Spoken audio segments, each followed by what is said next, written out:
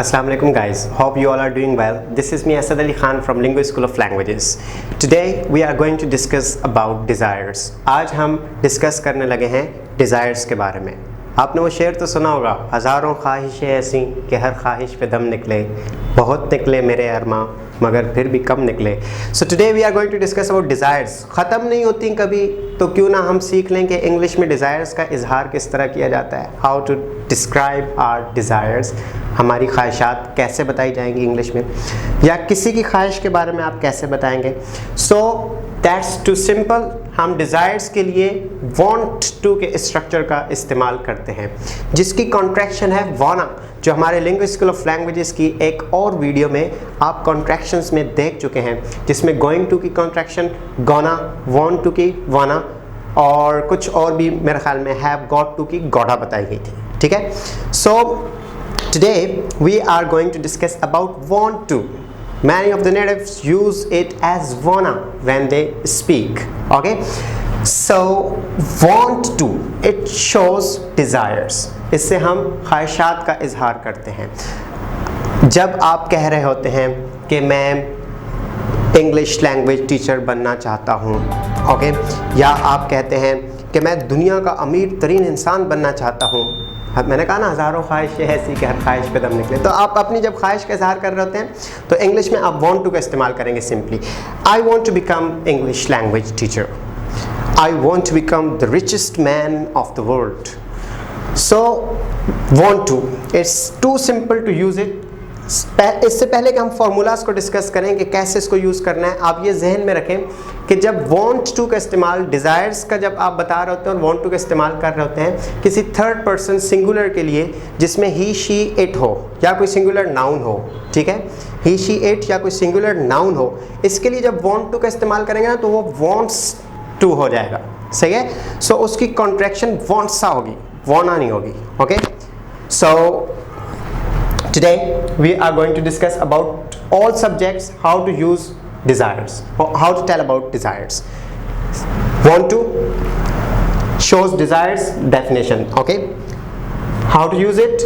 सबसे पहले अफर्मेटिव में सब्जेक्ट, सब्जेक्ट के बाद आप want to लेंगे, और अगर सब्जेक्ट ही शी इट हो, अगर सब्जेक्ट ही शी इट या कोई सिंगुलर नाउन हो, तो यही want to wants to हो जाएगा. ठीक है.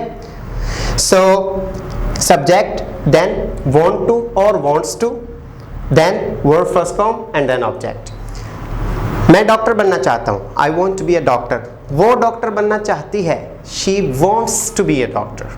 I want to be a doctor, she wants to be a doctor. So then negative, subject के बाद आप do not का इस्तेमाल करेंगे या does not का इस्तेमाल करेंगे. does not का इस्तेमाल आप तब करेंगे जब आपका सब्जेक्ट ही होगा, she या it होगा, या कोई सिंगुलर नाउन होगा जैसे कि असद. ठीक है. तो आप does का इस्तेमाल करेंगे, does के साथ not लगाएंगे. Got it? लेकिन अगर ऐसा नहीं है, आप किसी और सब्जेक्ट की बात कर रहे हैं, तो आप do not लगाएंगे. जैसा कि मैं जॉब नहीं करना चाहता, I don't want to do any job. Okay. और अगर यही सेंटेंस आप किसी और के लिए कहते हैं कि वो जॉब नहीं करना चाहता, so he doesn't want to do any job. He she it के लिए या सिंगुलर नाउन के लिए डजंट आएगा, और आई वी यू दे के लिए या प्लूरल नाउन के लिए डोंट आएगा. ठीक है. Then rest is same, want to and then verb first form and object. Interrogation में आप क्या करेंगे, डू या डस को पहले ले लेंगे, उसी तरह सब्जेक्ट की मुनासबत से जो सब्जेक्ट है उससे आप डिसाइड करेंगे डू आएगा या डस आएगा. फिर उसके बाद सब्जेक्ट है, फिर want to, then verb first form and object. क्या आप मेरे साथ कैरम खेलना चाहते हैं, do you want to play carrom with me. Okay. क्या आप मेरे साथ इंग्लिश बोलना चाहते हैं, do you want to speak English with me. Okay guys, so I hope कि आपको समझ आ गया होगा कि डिज़ायर्स का इजहार इंग्लिश में किस तरह करते हैं. It's not very difficult. Okay.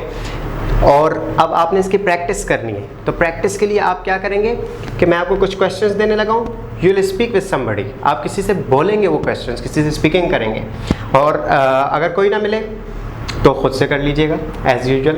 Okay.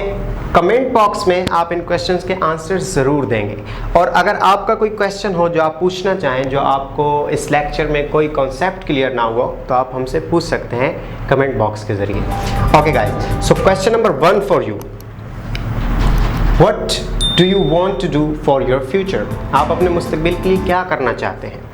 Question number 2, what do you want to do for your family? आप अपनी फैमिली के लिए क्या करना चाहते हैं? Question number 3, do you want to learn any language apart from English? क्या आप इंग्लिश के अलावा कोई ज़ुबान सीखना चाहते हैं?